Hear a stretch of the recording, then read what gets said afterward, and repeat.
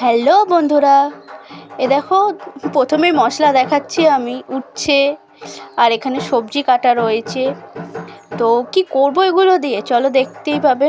এ দেখো মশলাগুলো হয়ে গেছে, একটা ভাজা মশলা আর একটা রাঁধুনি ফাধুনি দিয়ে একটা মশলা ছিল। তো তেল গরম হয়েছে, এবার এর মধ্যে বড়ি, তারপর উচ্ছে এবং সব সবজিগুলো এক এক করে ভেজে নেব।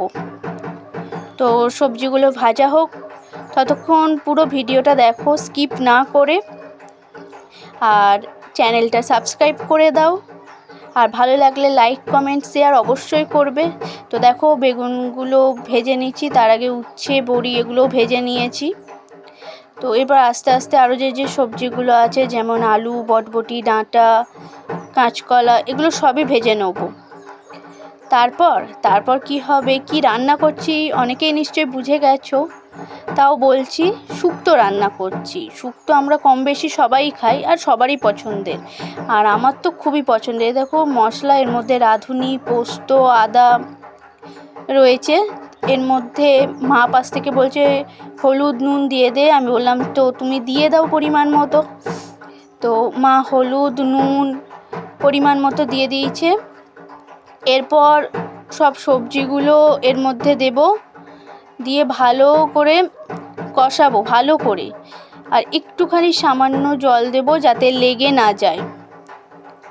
তো দেখতেই পাচ্ছ ভালো করে মশলাটা কষাচ্ছি আমি। এরপর সব সবজিগুলো দিয়ে দেব, দিয়ে আরও ভালো করে কষাবো।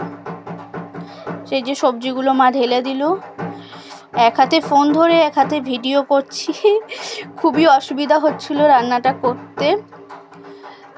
তাও ভিডিওটা দেখো, ফোনটা বারবার নড়ে যাচ্ছিল, এদিকে রান্নাও করতে হবে, তাই ভালো করে সবজিগুলো কষিয়ে নিচ্ছি।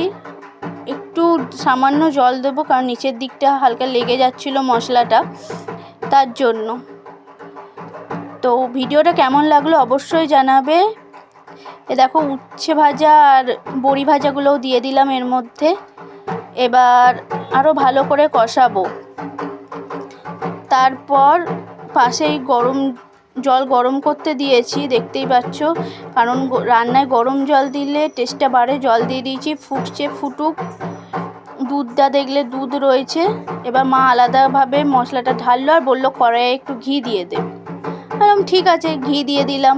এবার বাকি রান্নাটা মা করবে। ভাজা মশলাটা দিয়ে দিলাম ঘিয়ের মধ্যে, দিয়ে নাড়ছিলাম, দিয়ে মা আবার ঢেলে দিল।